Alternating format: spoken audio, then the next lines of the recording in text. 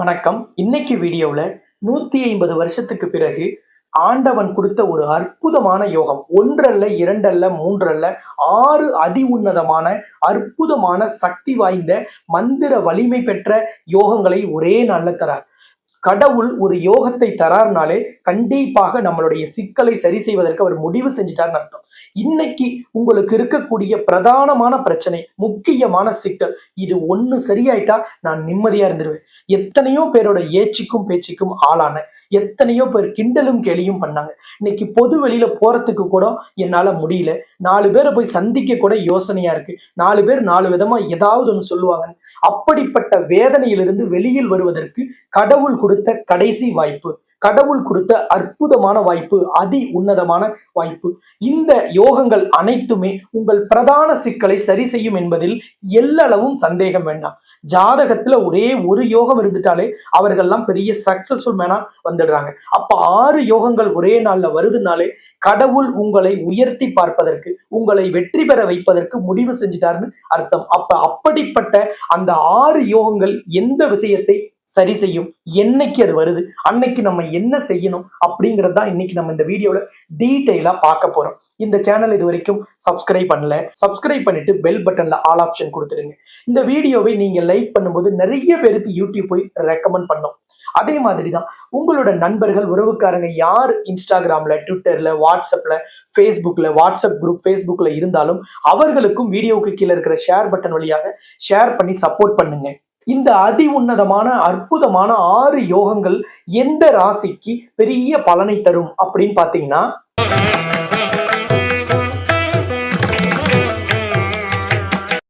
மீன ராசிக்கு தான் அதி உன்னதமான இந்த 6 யோகங்கள் மிகப்பெரிய வெற்றியை தரப்போகுது. காரணம், மீன ராசியின் அதிபதியான குரு இந்த யோகத்தில் முக்கிய பங்கு வகிக்கிறார்.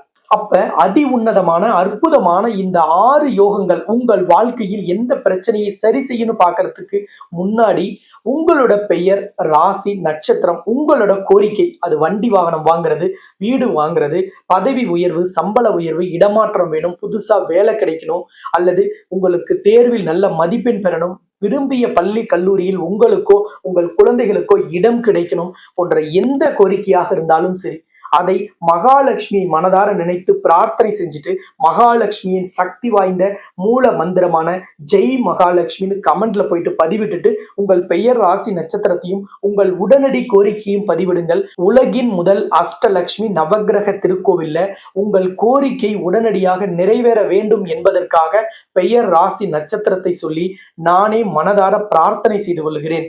மீன ராசியில நீங்க பூரட்டாதி நட்சத்திரம், உத்தரட்டாதி நட்சத்திரம், ரேவதி நட்சத்திரம் எதுல பிறந்திருந்தாலும் இந்த 6 யோகங்கள் உங்களுக்கு அற்புதமான பலனை தரும். உங்கள் வாழ்க்கையில் தீராத சிக்கலை சரி செய்யும். ஒரு பண கஷ்டம் இருந்தா கூட மீன ராசிக்காரர்கள் எளிதில் அதை சரி செஞ்சிருவாங்க. அதை ஈஸியா ஹேண்டில் பண்ணிடுவாங்க. யாருக்கும் எந்த தீங்கும் செய்யாத உங்களுக்கு கடந்த சில வருடமாகவே திருமணத்துக்கு ஒரு நல்ல வரன் அமையல, திருமணம் கைகூடல, எத்தனை ஜாதகம் பார்த்தாலும் ஒரு சாதகமான பதில் வரலங்கிற ஒரு கவலை இருக்கும், ஒரு ஏக்க பெருமூச்சு இருக்கும். அப்படிப்பட்ட உங்களின் கஷ்டத்தையும் கவலையையும் கேட்ட கடவுள் ஒரு அற்புதமான யோகத்தை, 6 உன்னதமான யோகங்களை ஒரே நாளில் தந்து உங்கள் திருமண தடையையும், திருமண வாழ்க்கையில் இருந்த சிக்கலையும், பிரிந்த தம்பதியரை ஒன்று சேர்த்துவதையும், நீதிமன்ற வழக்கில் இருந்து வெற்றியையும், விவாகரத்து பெற்றவர்களுக்கு 2வது திருமணத்தையும் அமைத்து கொடுப்பதற்கு தான் ஆண்டவன் கொடுத்த இந்த 6 யோகங்கள் பலனை தரும். இந்த 6 யோகங்கள் எந்தெந்த கிரகங்களால் நிகழ்துன்னா, நான் முதல்லயே சொன்னது போல உங்கள் ராசிநாதன் குருவும், உங்கள் ராசிக்கு 3ஆம் இடத்திற்கு அதிபதியான சுக்கிரனும், உங்கள் ராசிக்கு 5ஆம் இடத்திற்கு அதிபதியான சந்திரனும் இணைந்துதான் இந்த யோகங்களை எல்லாம் நிகழ்த்துகிறார்கள். முதல் யோகத்திற்கு பெயர் மாளவியா யோகம். பஞ்சமகா புருஷ யோகங்கள்னு சொல்லக்கூடிய 5 உன்னதமான யோகங்களில் தலை சிறந்த யோகங்களில் முதன்மையானது இந்த மாளவியா யோகம். இந்த மாளவியா யோகம் யாருடைய பிறந்த கால ஜாதகத்தில் இருக்கோ அவர்கள் இல்வாழ்க்கையில் மிக சந்தோஷமாகவும், ரொம்ப அழகாகவும், நிம்மதியாகவும், மன மகிழ்ச்சியோடும் இருப்பார்கள். இல்லறம் நல்லறமாக நடக்கும். வாழ்க்கை துணையோடு எப்பொழுதுமே ஒரு அதிகப்படியான அந்யோன்யத்தோடு வாழக்கூடியவர்கள். அற்புதமான வாழ்க்கை அமையும். ஆடம்பரமான வாழ்க்கை கூட ரொம்ப எளிதாக அமைவதற்கு ஜாதகத்தில் இந்த மாளவியா யோகம் இருக்கணும். அடுத்தது குருச்சந்திர யோகம் என்பது 2வது யோகம்.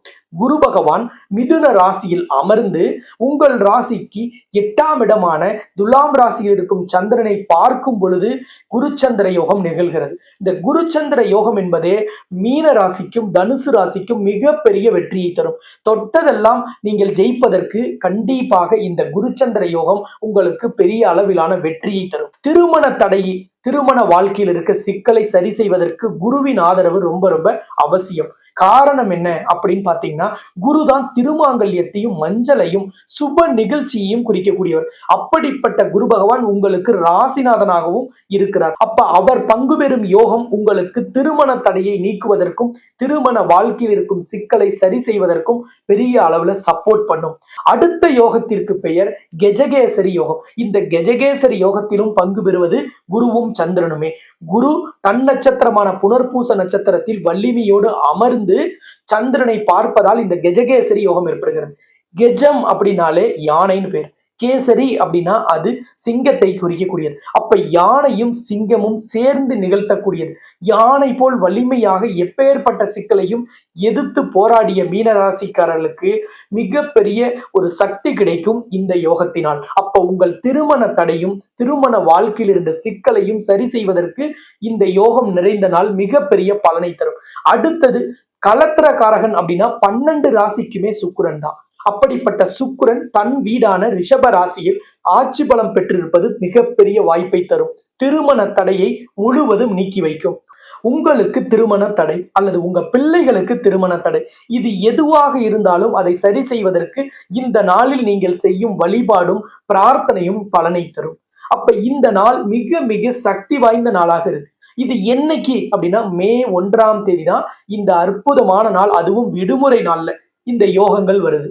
ஒரு அருமையான யோக நாளை கொடுத்து அந்த நாள் நம்ம போய் கலந்துக்க முடியாம, நம்ம கடவுளை வழிபாடு செய்ய முடியாமல், அந்த யோகத்தை பயன்படுத்த முடியாம போயிட்டா கஷ்டம். ஆனா இந்த நாளை கடவுள் விடுமுறை நாள்ல கொடுத்திருக்கார். அப்படிப்பட்ட இந்த மே 1ஆம் தேதி இன்னொரு சிறப்பு என்னன்னா, வெள்ளிக்கிழமையும் பௌர்ணமியும் ஒன்றாக இணைந்து வருவது இன்னும் விசேஷம். ஏன்னா சுக்கிரன் தான் கலத்திரக்காரகன்னு சொல்லிட்டோம். அப்ப மீன ராசிக்கும் சரி எந்த ராசிக்குமே கல்யாணத்தை நடத்தி வைக்கக்கூடிய சுக்கிரனுக்கு பிடித்த நாள்னா வாரத்துல ஒரு நாள் வெள்ளிக்கிழமை, மாதத்துல ஒரு நாள்னா பௌர்ணமி. இது ரெண்டும் சேர்ந்து இந்த 2026ல மே 1ஆம் தேதிக்கு அப்புறம் வரவே போறதில்ல. இந்த வருஷத்தின் கடைசியாக வெள்ளியும் பௌர்ணமியும் ஒன்றாய் இணைந்து வரக்கூடிய இந்த அதி உன்னதமான நாள் மிக மிக சக்தி வாய்ந்த நாள். கலத்திரக்காரகனின் ஆசி பெற்ற நாள். கலத்திரக்காரகனிடம் எதை கேட்டாலும் கிடைக்கும் ஒரு அற்புதமான நாள்.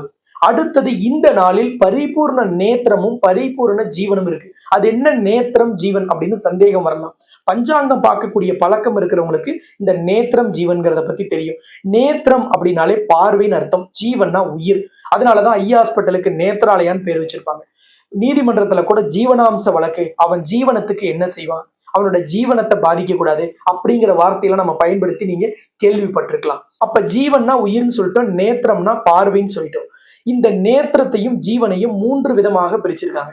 நேத்திரத்துல குருட்டு நாள், ஒரு கண் உள்ள நாள், 2 கண் உள்ள நாள் அப்படின்னு 3 விதம் இருக்கு. ஜீவன்ல உயிரற்ற நாள், அரை வாழ்க்கை நாள், முழு வாழ்க்கை உள்ள நாள்னு 3 விதம் இருக்கு. இதுல பரிபூர்ணமான நேத்திரம் பரிபூர்ணமான ஜீவன்கிறது முழு வாழ்க்கை உள்ள நாளும் 2 கண் உள்ள நாளும் பரிபூர்ணமான நாள். அந்த நாள் இந்த மே 1ஆம் தேதி வருது. அப்ப எந்த ஒரு காரியம் செஞ்சாலும் அதற்கு பார்வை கிடைக்கணும், கடவுளின் ஒளி கிடைக்கணும், கடவுளின் கடைக்கண் பார்வை கிடைக்கணும். அப்ப இந்த நாளில் நீங்கள் செய்யும் வழிபாடு பிரார்த்தனை கடவுளின் பார்வைப்படும். அப்ப உங்கள் தோஷங்கள் சாபங்கள் நீங்கும். அதே மாதிரி ஜீவன் உள்ள நாள், எந்த காரியம் செஞ்சாலும் அதுக்கு ஒரு உயிர் ஓட்டம் கிடைக்கணும். எந்த ஒரு காரியத்தை தொடங்கினாலும் அது தொடர்ந்து தலைத்து வளரணும். அப்ப வளரணும்னாலே அந்த காரியத்தை உயிரோட்டம் உள்ள நாள்ல செய்யணும். அப்ப இந்த ஜீவன் நேத்திரம் பரிபூர்ணமாக உள்ள நாள்ல செய்யும் எந்த வழிபாடும் வேலை செய்யும். இப்ப திருமண தடை, திருமண வாழ்க்கையில சிக்கல், தம்பதியர் பிரிந்து வாழ்றோம், முதல் திருமணம் ரத்தாயிருச்சு, 2வது திருமணத்துக்கு எதிர்பார்த்து காத்துக்கிட்டு இருக்கோம். கணவன் மனைவிடையே எப்ப பார்த்தாலும் சண்டை சச்சரவு, ஒருவேளை சாப்பாடு கூட நிம்மதியா சாப்பிட முடியாத அளவுக்கு எப்பவுமே எலியும் பூனையுமா கீரியும் பாம்பா ஒரியாண்டுட்டே இருப்பாங்க. அப்படிப்பட்டவர்களுக்கு தான் இந்த யோகம் நிறைந்த நாள் முழுமையான பலனை தரப்போகுது. உங்களுக்கு அனைத்து விதமான கோரிக்கையும் நிறைவேற்ற போகுது.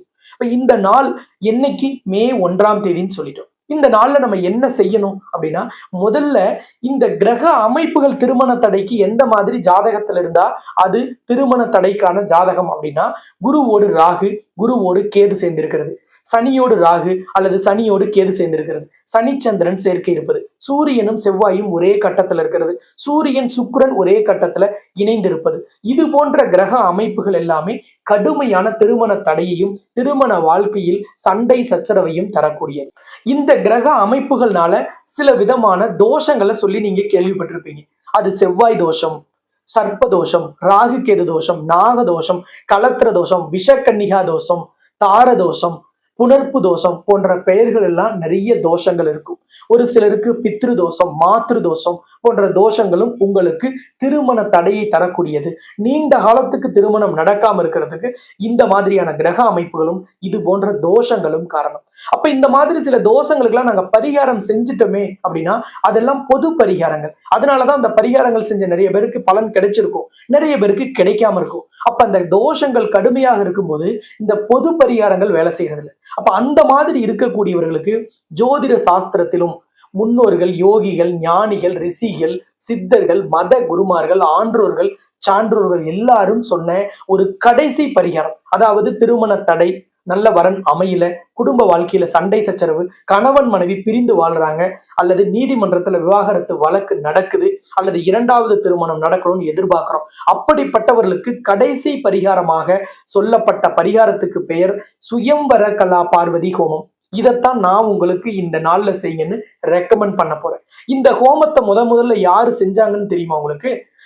முதல்ல கடவுளில் தாய் பார்வதி தேவி தான் பரமேஸ்வரனான சிவபெருமானை திருமணம் செய்து கொள்வதற்காக இந்த ஹோமத்தை முதல்ல செஞ்சவங்க. அதனாலதான் இந்த ஹோமத்தோட பெயர்ல பார்வதிங்கிற வார்த்தை இணைஞ்சிருக்கு. கடவுள் நமக்காக வழிகாட்டுவதற்காக செய்து வழிகாட்டிய பரிகாரம் தான் இந்த சுயம்வர கலா பார்வதி ஹோமம்ங்கிற கடைசி பரிகாரம். நிறைய பரிகாரங்கள், நிறைய பூஜைகள், நிறைய வழிபாடுகளை நம்ம செய்வோம் திருமண தடைக்கோ திருமண வாழ்க்கையில சிக்கல் இருந்தா. ஆனா கடைசியா இதை செய்யுங்க அப்படின்னு சொன்ன பரிகாரம் தான் இந்த பரிகாரம். இதுல பார்வதி தேவி என்ன மந்திரத்தை பயன்படுத்தினாங்க, எப்படி இந்த ஹோமத்தை செஞ்சாங்களோ அதன்படி செய்வதுதான் இந்த ஹோமத்தின் தனி சிறப்பு. லட்சம் பேருக்கு மேல திருமண தடையை நீக்கிய இந்த சக்தி வாய்ந்த ஹோமத்துல கலந்து கொள்வது மிக பெரிய அளவிலான வெற்றியையும் உங்களுக்கான வரனையும் உறுதி செஞ்சு தரும். இதை எங்க செய்வது விசேஷம்? 12 ராசிக்குமே கலத்திரக்காரகன்னா சுக்கிரன் தான். சுக்கிரனோட அதிபதி தான் மகாலட்சுமி. அப்ப இந்த ஹோமத்தை இந்த மே 1ஆம் தேதி மகாலட்சுமி ஆலயத்துல செய்வது விசேஷம். உங்களுக்கு பொருளாதார வசதி இருக்குன்னா நீங்க தனிப்பட்ட முறையில கூட இதை மே 1ஆம் தேதி காலையில மகாலட்சுமி ஆலயத்துல செஞ்சுக்கலாம். அல்லது நீங்க ஒரு 4-5 நபர்கள் திருமண தடையில பாதிக்கப்பட்டவங்க அல்லது குடும்ப வாழ்க்கையில சிக்கல் இருக்கிறவங்களை ஒன்றிணைத்து நீங்களே கூட இந்த ஹோமத்துக்கு ஏற்பாடு செஞ்சுக்கலாம். ஒருவேளை பொருளாதாரத்துல வசதி இல்லை அல்லது டைம் ரொம்ப கம்மியா இருக்கு, இப்ப போய் எந்த முயற்சி செய்யறது, இல்லை எங்க ஊர்ல மகாலட்சுமி கோயில் இல்லை அப்படிங்கிறவங்க தமிழ்நாட்டுல சேலம் மாவட்டம் தலைவாசல் இருக்கக்கூடிய உலகின் முதல் அஷ்டலட்சுமி நவகிரக திருக்கோவில்ல இந்த ஹோமம் அன்னைக்கு காலையில 9:30 மணிக்கு நடைபெற இருக்கிறது. உலகின் முதல் அஷ்டலட்சுமி நவகிரக திருக்கோவில்ல ஏற்பாடு செய்யப்பட்டிருக்கு. இந்த உலகின் முதல் அஷ்டலட்சுமி நவகிரக திருக்கோவிலோட சிறப்பே கருவறையில அஷ்டலட்சுமியும் நவகிரகமும் ஒன்றாக காட்சி தரக்கூடிய உலகின் உன்னதமான ஆலயம், உலகின் முதல் ஆலயம். அப்படிப்பட்ட இந்த ஆலயத்தில் நடைபெறும் இந்த ஹோமத்தில் கலந்து கொள்வதற்கு முன்பதிவு அவசியம். ஏன்னா குறிப்பிட்ட அளவுக்கு தான் அங்கே அவர்கள் ஒரு ஹோமத்துக்கு ஆட்களை எடுப்பாங்க. அப்ப இப்பவே ஸ்கிரீன்ல தெரிகிற நம்பரை தொடர்பு கொண்டு முன்பதிவு பண்ணிடுங்க. ஏன்னா கடைசி நேரத்துல அங்கே இருக்கை இல்லாம போயிடலாம். மகாலட்சுமி சூடிய மாலையை திருமண தடையால் பாதிக்கப்பட்டவர்களுக்கு அணிவிக்கப்பட்டு இந்த ஹோமம் நடைபெறுவதால் கலத்திரக்காரகனின் மாலை கிடைக்கும் வேளை கல்யாண மாலைன்னு சொல்லக்கூடிய மணமாலை விரைவாக கிடைக்கும் என்பது ஐதீகம். அடுத்தது அஷ்டலட்சுமியும் நவகிரகமும் கருவறையிலிருந்து ஒன்றாக பார்க்கும்படிதான் ஹோம குண்டமும் சம்பந்தப்பட்ட நபர்களையும் அமர வைத்து இந்த ஹோமம் செய்வது இந்த ஆலயத்தின் இன்னொரு விசேஷம். அப்ப உங்களை அஷ்டலட்சுமியும் நவகிரகமும் பார்ப்பதால் உங்களுக்கு எந்த விதமான கிரக தோஷங்களினால் திருமண தடையும் திருமண வாழ்க்கையில் சிக்கல் இருந்தாலும் அதை இந்த நவகிரகங்கள் நீக்கிடும். ஏன்னா நவகிரகங்கள் இந்த ஹோமத்தினால் சாந்தப்படைந்து நவகிரக சாந்தி ஏற்பட்டு நவகிரக தோஷங்களுக்கு பதிலாக நவகிரகங்களின் நல்லாசி உங்களுக்கு இங்கே கிடைப்பது இந்த ஆலயத்தில் இருக்கும் இன்னொரு சிறப்பு.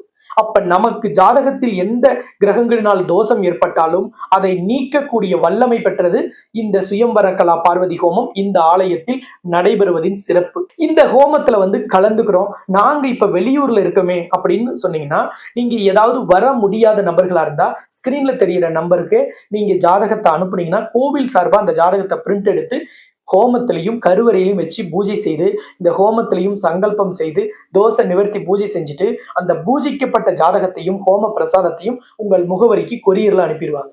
ஒருவேளை பிள்ளைகள் வெளிநாட்டுல இருக்காங்க, நீங்க இருக்கீங்க அப்படின்னா நீங்க அவங்களோட ஒரிஜினல் ஜாதகத்தை எடுத்துட்டு அவங்க சார்பாக இந்த ஹோமத்துல கலந்து கொள்ளலாம்.